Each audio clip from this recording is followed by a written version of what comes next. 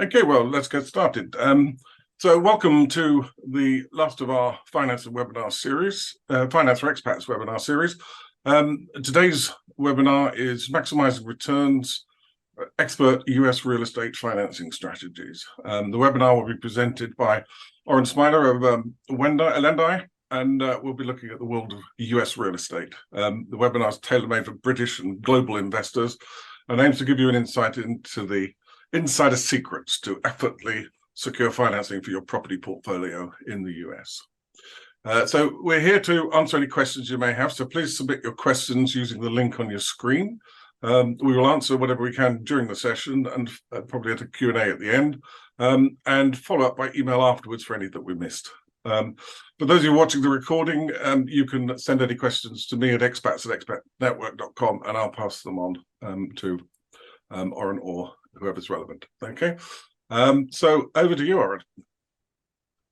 Thank you very much, Nigel. Good evening to everyone. So without further ado, let's get started. I'll share my screen so you can go ahead and see our presentation. We'll go over a few things and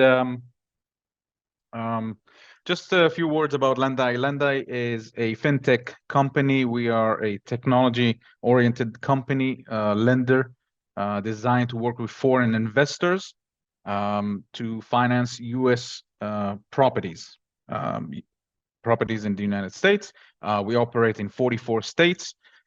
We finance properties starting from single families, 2 to 4 units, 5 to 8 units, which are a different category, townhouses, condos, and that is basically it. And condotels, of course.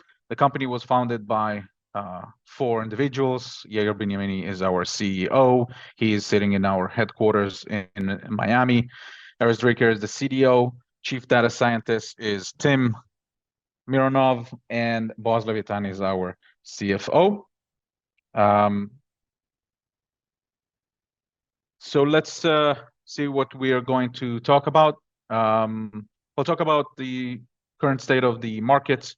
Right now, the hot topic is interest rates are high, and I'm sorry, looking for a Nigel. If you don't mind, there are a few individuals who are looking for a passcode to logging into the meeting.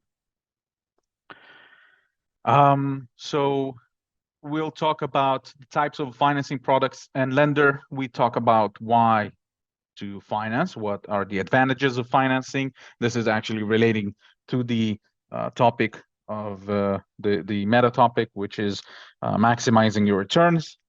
How to analyze an investment property. Go over a few methods. We'll see some case studies of investors who financed with Lendai, and then tips. If you do decide to finance, what you need to prepare, how to prepare, and we'll go over a few things that make the process smoother and easier. So let's start. So we saw the interest rates. This is a little bit old, but we saw the interest rates rise and going over 7 and 8% today for investment properties. The market really took a hit. That results of course the high inflation rates resulted in high interest rates, which started to cool down the market.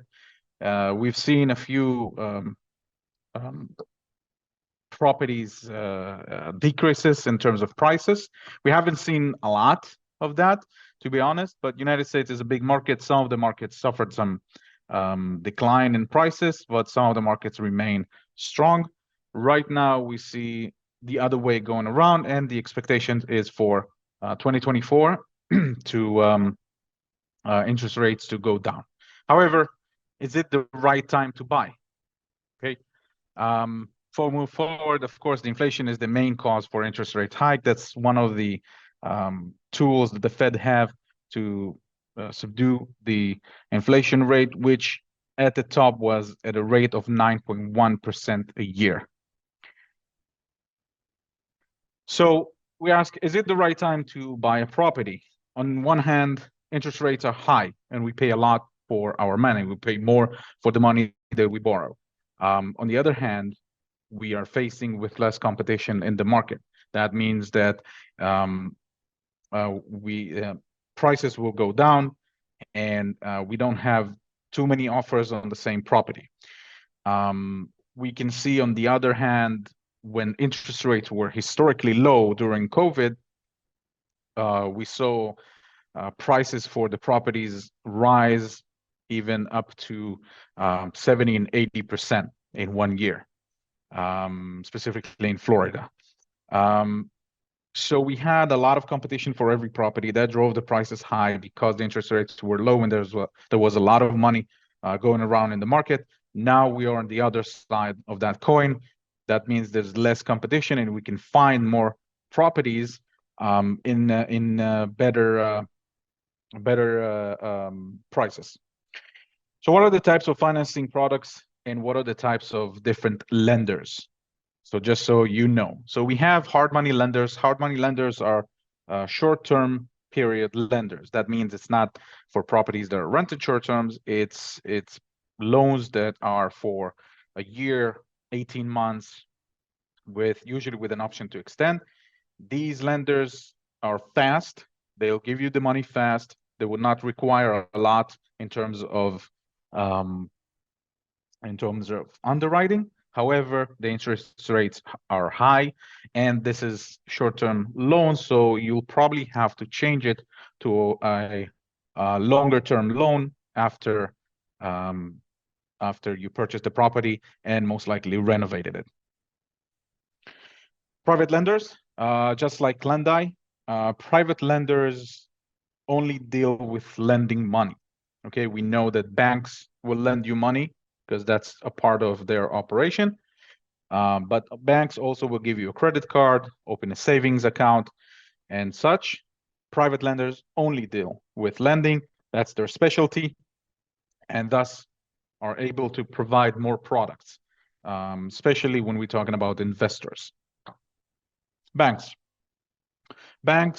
like I said, give you a variety of financial products, not just lending, and also they deal with lending. Banks usually specializes in consumer lending, which means homeowner occupied lending. They have some products also for investors, but then again, they have so many products aside from lending. So when you check for the best product for you, it's better to check also private lenders because they might have the product that you need for your specific planning other than banks that will not be able to provide it. Loan programs. So we have a new purchase. We want to buy a property. We want to finance the purchase. Usually the LTV is higher. I said LTV, but I mean LTC. LTC, that means loan to cost. Okay, the funding will be ranging between 65 to 75%. Sometimes it can get to an 80 if someone has a status in the US and good credit score. That means 80% of the purchase price or the appraisal report, the lower of the two. Cash out refinance, we see now a spike in requests for cash out refinance. That means that we purchased a property either with a loan or without a loan, and right now the equity that we have in it is high, is substantial, and we want to extract it in order to move forward for the next property or for other purposes. Cash out refinance, usually the LTV, loan to value, is lower. Let's say between 60 to 70% in some cases. Basically what we're doing here is extracting the money that we have inside the walls. We see a spike in it because right now the value of the properties are high and probably very higher than much higher than when we purchased the property. Portfolio finance, basically it could be either a new purchase or a cash out refinance, only for multiple properties. It's a little bit different because we have collateral between the properties in terms of the properties DSCR. We'll talk about it down the line. The debt service coverage ratio. That means the ability of the property to pay back the loan. Fix and flip. We purchased a property that needs renovation. Usually, the financing will be between 70 to 80% and 100% of the renovation cost. For that product, for that type of investment, the best will be the hard money lenders. They will be specializing in fix and flip. Bridge loans, we need a loan for a duration of time, for a period of time that we need to either cash out refinance on another property or some other funds that we're expected to receive. So we need a bridge loan for a short period of time.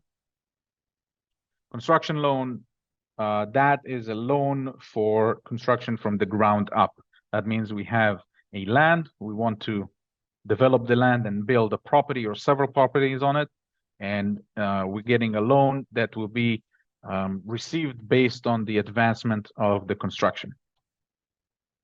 Commercial loan, in the US, properties above 9 units, even if all the properties residential, are considered commercial property. Mixed use property, which means a property that have apartments and a commercial area on the bottom, or if it's straightforward commercial property. Commercial loans are a bit different. They're structured in a different way. The terms are different. So it's a different product. And home equity line of credit. We like to think of it as a cash out credit card. Basically, you're getting an amount which up to that amount you can withdraw, and you're paying the payments on the loan based on what you withdraw. So it could be very convenient for someone who's renovating, who's keep working, and he's not paying interest rates on the entire sum, but on the amount that he's withdrawing. We have a 30-year fixed rate. Okay, so 30-year fixed rate is one of the best gifts to investors that can possibly get. We're talking about inflation. So if I'm paying today $1,000 on my loan, in 20 years, I'll pay $1,000 on my loan, no matter what those $1,000 will be worth. That means that inflation is in my favor. Also, it means that I'm locking today the rate. If the rates are going up, I'm protected. My rates stay the same. If the rates will go down, then I can always refinance and lock better terms. Having said that, of course, the interest rates have to go down enough to justify the financing costs. Adjustable rate mortgage. So rate is fixed for 3, 5, 7 years, and then changing according to the market. It's a good product for someone who believes that the interest rates will go down and does not want to pay the costs of a refinance. So you're locking the rate for example, if it's 3.1, then the interest rate is locked for 3 years, and then every year after that, it changes according to the market. Interest only. A loan that is interest only, self-explanatory. You're paying only the interest portion of the loan, of the amortization schedule. That means that your interest payments are the only ones that you're paying every month, which makes the payment lower.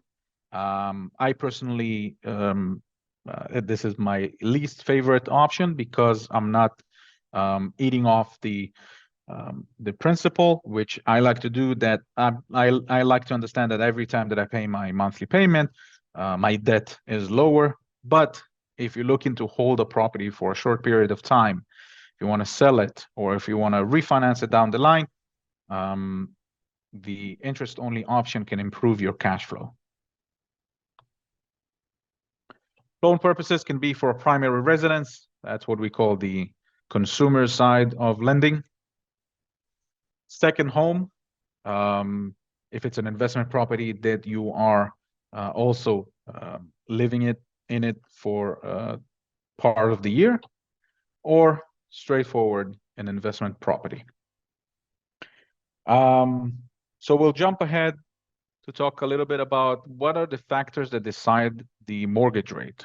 What is deciding it, and how can we change it?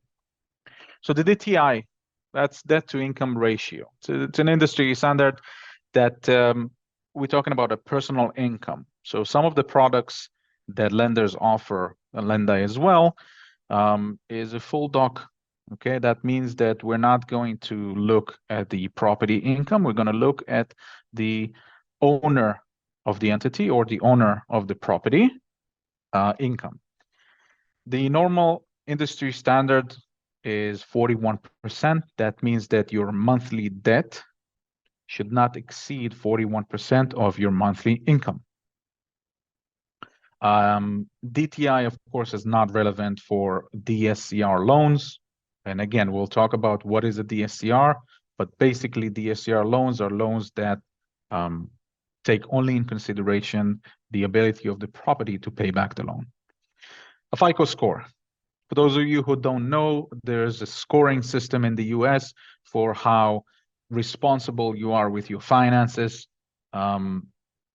Usually it's reserved to people who have status in the US. However, people who lived briefly in the US or went to school there, they might have credit score. Good credit score can be very beneficial in terms of the terms that you will receive, in terms of the LTV or the LTC, and for the interest rates. Bad credit score can hurt you. So it can work for your benefit. It can be against you. Experience. Some of the loans require some experience. For example, construction loan or a fix and flip loans. The lender would like to know that the borrower have enough experience, that he dealt with all kinds of problems during the same project. That will determine the level of risk that the lender is taking.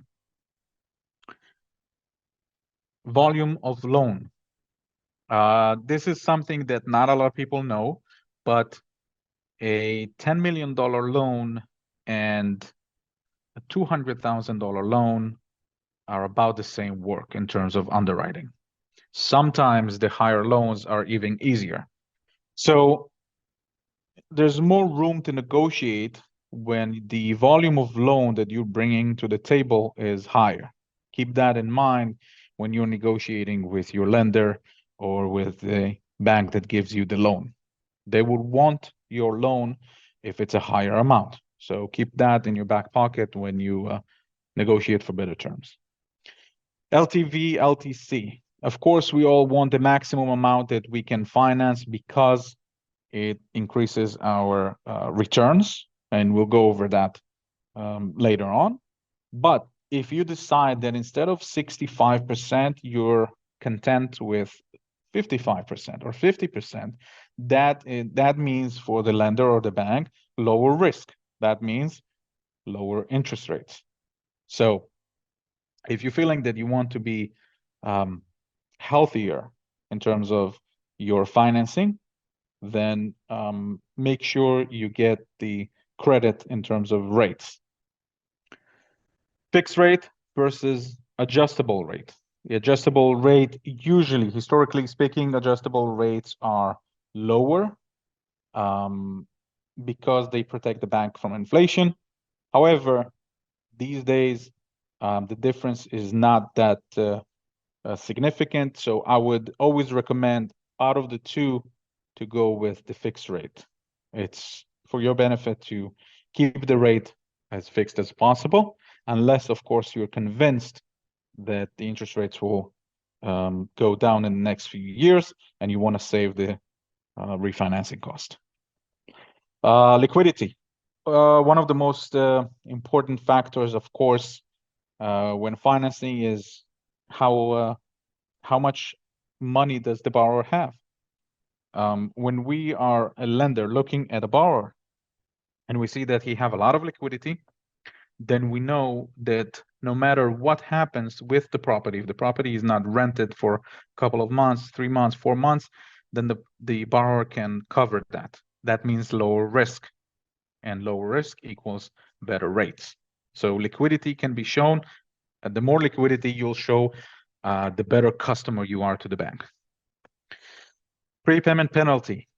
Prepayment penalty is one of the best things to plan your investment. Okay, so always ask about the prepayment penalty when you're taking a loan. That means that equals to your flexibility in terms of refinancing the loan or selling the property. Just so you know, if you're refinancing, is paying off the loan. Not many people know that, but paying off the loan is in the US, when you refinance, it's paying off and replacing it with a different loan. It's not even if you do it with the same bank or lender. DSCR. So we said we talk about DSCR. What is a DSCR? Debt service coverage ratio basically is the ability of the property to pay back the loan. How do we calculate it? We take the annual gross rent and we divide it by the PITIA. That means principal, interest, the mortgage payment, property taxes, and annual insurance. And if it's a condo, we're talking about homeowners association as well. So when we're looking at a property, when we want to invest, the property is as important as you in terms of its numbers. So when you look at a property, do the quick calculation, and if the DSCR is above 1.3, it's a great deal. If it's above 1, it's also good. If it's lower than 1, then start to analyze a little bit more if it's worth it. And again, properties that are less than 1 are not necessarily bad investments. We'll talk about it when we talk about IRR calculation. So why bother financing? How does that help us? So the benefits of leveraging your property. So basically, we're tripling our buying power. So if we have a 100,000 property, and the numbers are round, of course, for easy understanding, if we can purchase a property for $100,000 with financing, we can buy 3 properties and we can immediately triple our portfolio. That also means for a higher cash on cash returns. So if we purchasing cash $100,000 and our equity is 100,000, and the property, let's say, makes $10,000, that means we're making 10% on our investment. If we are financing, okay, leverage deal, and we're putting down equity of 30,000 and our loan is 70,000 and we're paying back 4,500, and we're making 5,500 on the loan, that means 5,500 against the equity of 30,000 is 18.3%. That means we're making almost double on our money with financing, and of course the ability to do it 3 times to triple our portfolio. The ability to buy 3 properties obviously is diversifying our risk. That means if a property is vacant for a month or 2, then the other properties cover for it, and our risk is being managed in a better way. And then professional due diligence on your investment. We as a lender are practically your partners. Okay, so we would like to investigate and make sure that the property you're buying can pay back the loan easily. And if it can pay back the loan and give you some cash on cash return, then all the better.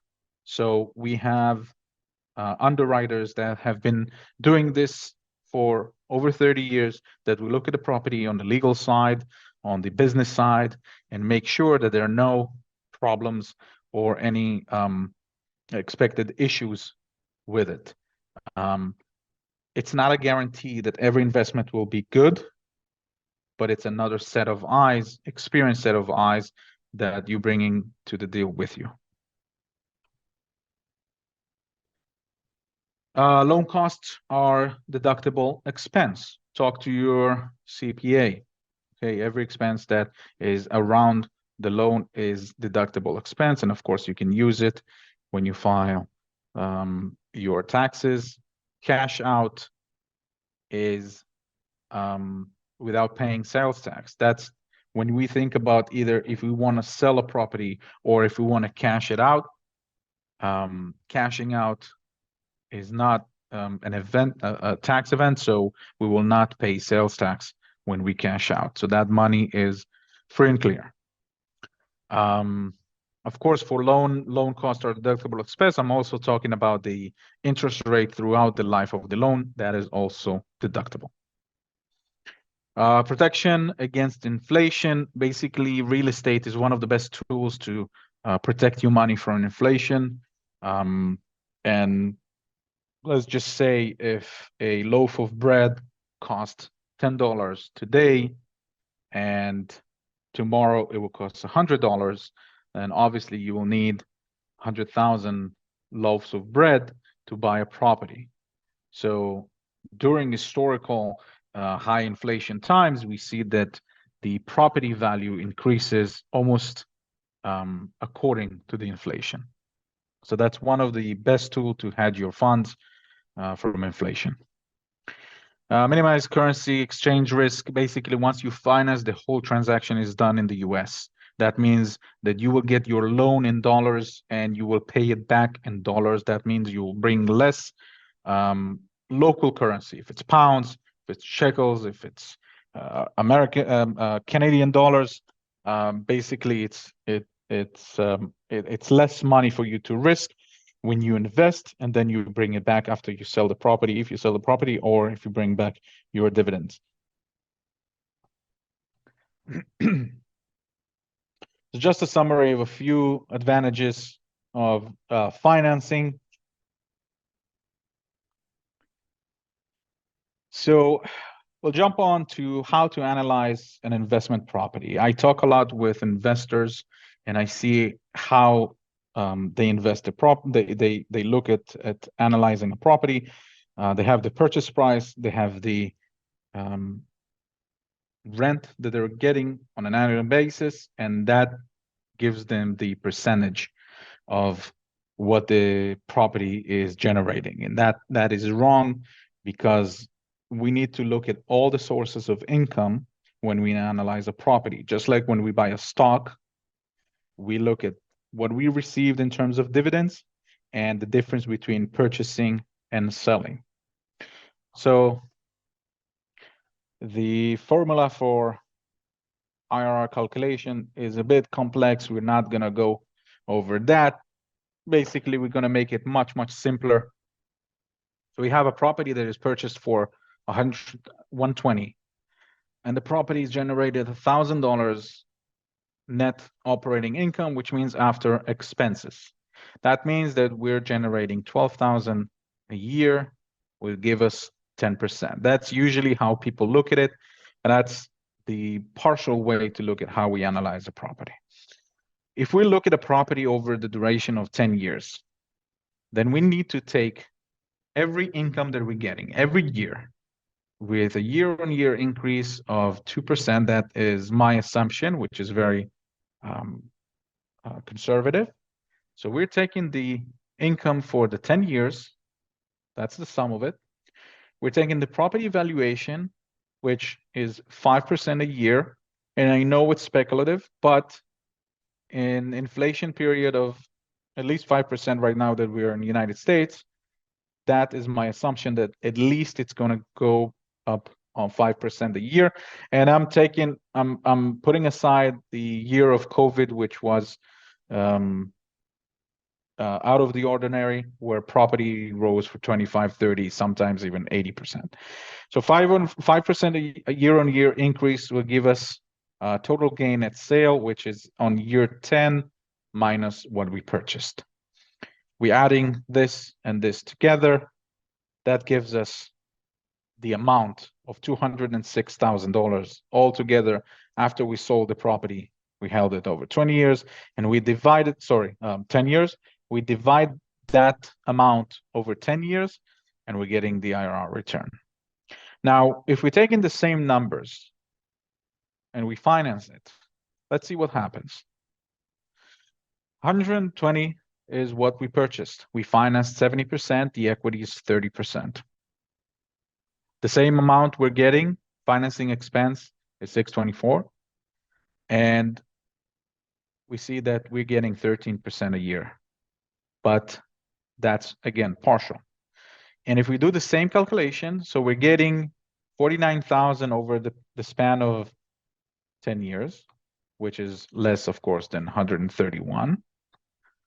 And we added to the capital gain, which the bank is not a part of, because that's our profit. And we're adding the equity build after 10 years, because every payment that we pay consists of interest and principal. So the part of the principal reducing the debt. So we reduce the debt by 10,000. So we're adding this and B and C. Total gain is 135. Note that 135, of course, is less than 206. However, we divided by what we invested, 36,000. That means 13,000 a year over 36,000 gives us 37.5%, which for the same property, 17% to 37%. That is what leveraging is doing to your investment property. And if you decide to leverage your money and took that 120,000, invested only 36, that means you can do it 3 times. Buy 3 properties that all generate the same amount, hypothetically speaking, and the amount that you will get from selling the property is 405,000. Okay, for that 120,000. That means after 10 years, if you sold the property, that's what you would generate. It sounds a lot, but the numbers are real. And if you take this calculator and you analyze properties that you purchased 10 years ago, you'll see that the numbers fit. Another strategy for investment. Okay, so there is a strategy that is called BRRRR. That means you buy a property, which is distressed or under market value, you rehab it, you raise the value, you rent it. Okay, that's stabilizing. And then with the value high, you go to the bank and pull out your funds. You repeat, and then you build your portfolio that way. I've known people who holds today 18, 19, 20 properties doing the same strategy. So how do we analyze a BRR method? We're taking a property, purchase price, 110,000. We renovate it for 110,000. Legal and closing costs, different costs. The total is 224,850. The after renovation value is 340 after we renovated. Also here we can do an analyze for 10 years, but for now we're talking about just the property after we renovated. And we take the after renovation value, we extract 65%, which is a cash out.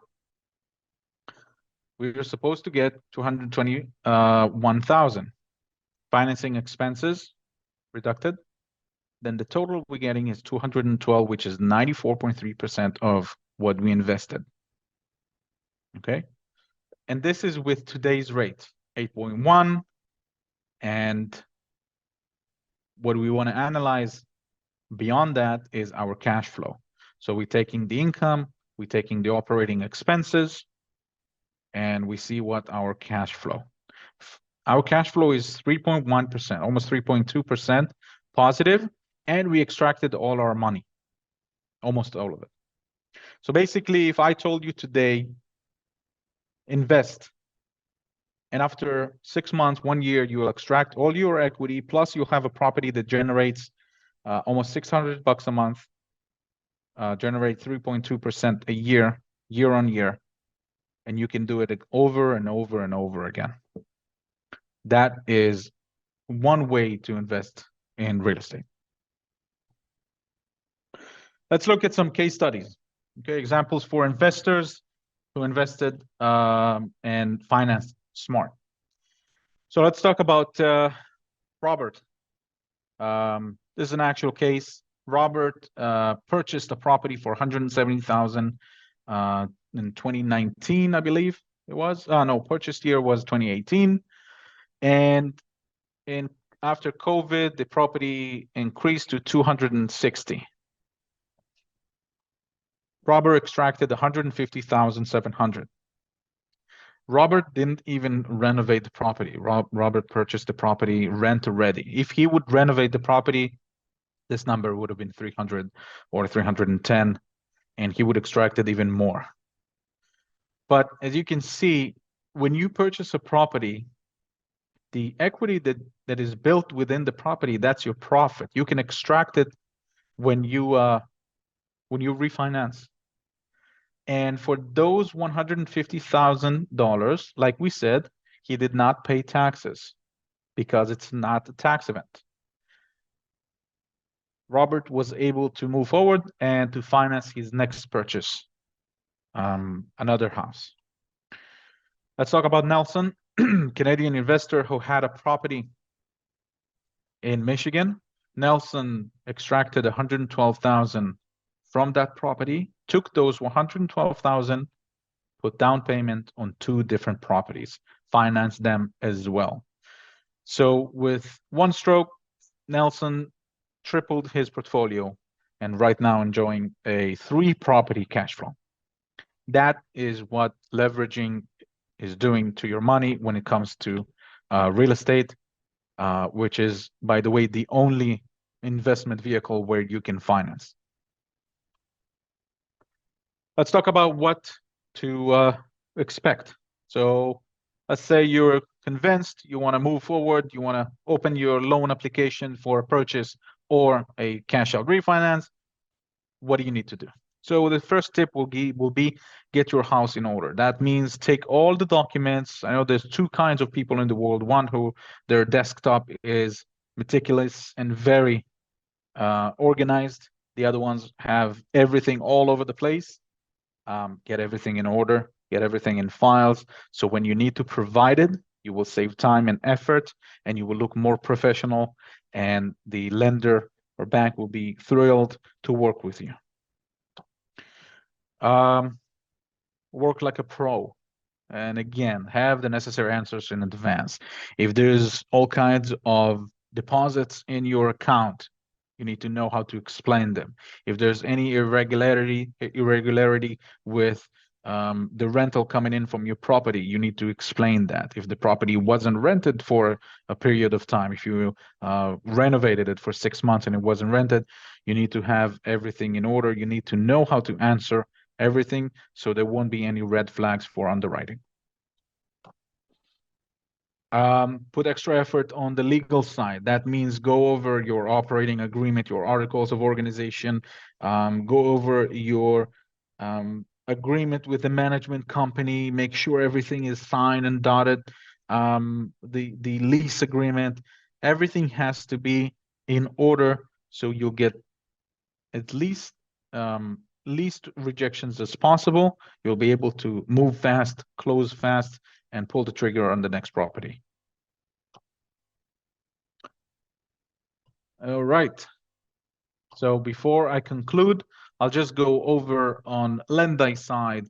Lendai, because Lendai is a tech-oriented private lender, everything is obviously done online. We connect via email, then we do an online application. Let's Talk will be done through a Zoom meeting.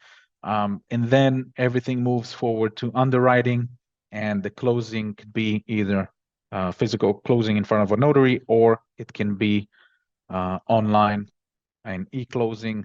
Then the funds will be transferred to your account. Of course, I'm oversimplifying things, but if you use the tips, if you become a pro, that business can grow. your business can grow, and it'll be easier for you to get a loan and move forward and build your real estate empire. Thank you very much for listening. And if you have any additional questions, of course, you can reach out through Niles or directly to me. Niles, I'm not sure if there are any questions I haven't seen, but I'm ready to answer. Okay, well, thank you very much. It's fascinating. Only I had the money to do that investment and make that living. But anyway, yes, there's a few questions here. One, is there a limit to the amount of loan that I can take out, and is there a limit on how many times I can get a loan? Right. Great question. So usually the loan amount per person is limited to $2.5 million. However, because we're talking about a DSCR loans, which is every property is a standalone, and if the property can pay back the loan, then we'll see it favorably. So there are exceptions, but usually that is the top amount. How many times? There's no limit on times on how many times you can do it. Potentially, you can do it infinite times. And again, on the contrary of consumer lending, where it's based on your income, there's a certain limit on how many times you can do it because there's a certain limit to your income unless you increase it. Because we're relying on the property itself, every property is standalone in terms of the loan and the payback. Right. Okay. The question here about the interest-only option. What are the requirements in America for showing that you'll be able to repay an interest-only loan? What sort of requirements do they have? It's not different than any other loan. Basically, in the full doc loan, I'll just separate. In the full doc loan, basically you have to show in terms of your personal income that you can pay it. In a DSCR loan, the property need to show that it can pay back the loan. And again, DSCR calculation is taking the annual gross rent divided by PITIA. Here, the P is not going to take an effect because there's no principal. It will be interest payment, taxes, insurance, and if there's an HOA. Okay, thank you. The question here, am I personally liable for the loan, or I guess is that the property that, and what does that mean for me? Okay, great question. I can talk about the loans that Lendai give. There are two different types of loans. We give loans with a personal guarantee. The difference is non-recourse and recourse, full recourse. Our loans are full recourse. Non-recourse is loans, usually today, loans for commercial property that are non-recourse, which means the lending body can only take the property and not further more if the loan is not paid. Now, full recourse loan, the loans that we give hold you liable for the loan if you don't pay the loan and we took the property and we sold the property and it didn't pay back the loan. Now, a few things have to happen for that scenario. One, if you ignore any text, emails, phone calls, and you do not pay off the loan, you don't pay the payments back. And for you, you basically gave up your equity in the property, which I doubt anyone would do, but let's just assume so. And the market crashed, and now the property worth less than 70% of its value, which is the financing. So we sold it for less the amount of the debt. Only then you'll be liable for the difference between the remainder of the debt and what we recovered. So academically speaking, is it possible? Yes, it's possible. Realistically, I don't know if it will happen. Right. Okay. Thank you. A question here, could you explain a bit more about the process if I want to finance a purchase and how that varies if it's a new construction? So the process is such. Usually a customer comes to us, he wants to buy a property, he would like a pre-approval letter. So basically, we will conduct an interview. We will ask a few questions about his income, about his liquidity, and then we'll provide him with a pre-approval letter which states until what amount, up to one amount we can finance. With that pre-approval letter, which is a proof of funds, he can go ahead and submit offers for property. Once an offer is accepted, we will need three things: a signed purchase agreement, the closing date, estimated closing date, and the title company which will handle the transaction. Usually the seller is the one who's choosing the title company. With that, we'll open a loan application, and then it goes the regular process of filling out the questionnaire, doing the Let's Talk interview, providing all the documents for the file to be submitted to underwriting, and after underwriting gives us the clear to close, we close on the property. Okay. The second part of the question you ask about new construction. Yep.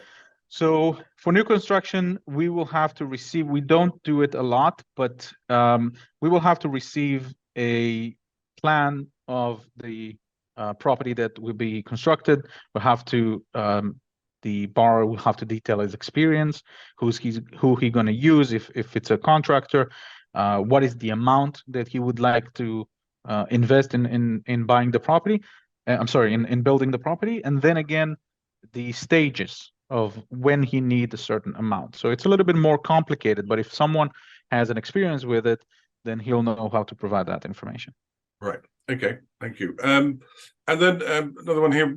What's preferable, buying a property using an entity or directly under their own name? Okay, that's a great question. An entity basically has zero benefits in terms of taxes. A lot of people think it's a means to not paying your taxes, but it's not. It has zero effect. The advantage for an entity is basically in terms of your liability. Okay, if you separate yourself, your different assets from this property, basically if something happened, God forbid, in the property, and someone gets injured, and people think that they have a homeowner insurance that will cover them, it doesn't always cover, because the homeowner insurance cover up to $500,000 or up to $1 million.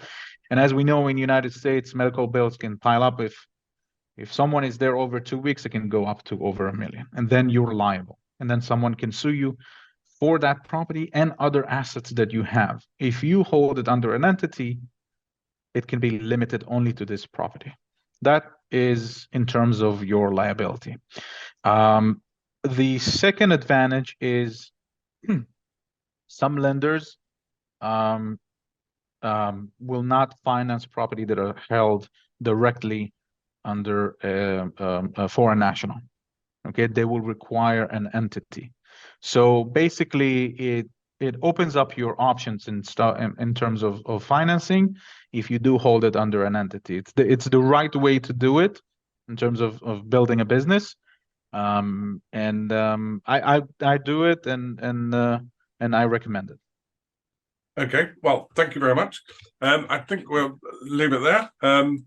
Thank you very much, Oren, and thank everybody else for listening. Just to finish off by saying that, as I mentioned at the beginning, if you have any questions, please don't hesitate to contact us. Obviously, you can contact Oren, but if you do want to, you can contact us at expats@expatnetwork.com, and then we'll pass that on to you. So thank you, and thank you, Nigel. I appreciate it. Good afternoon, wherever you happen to be. Okay, thank you. Likewise, thank you. Yeah, bye.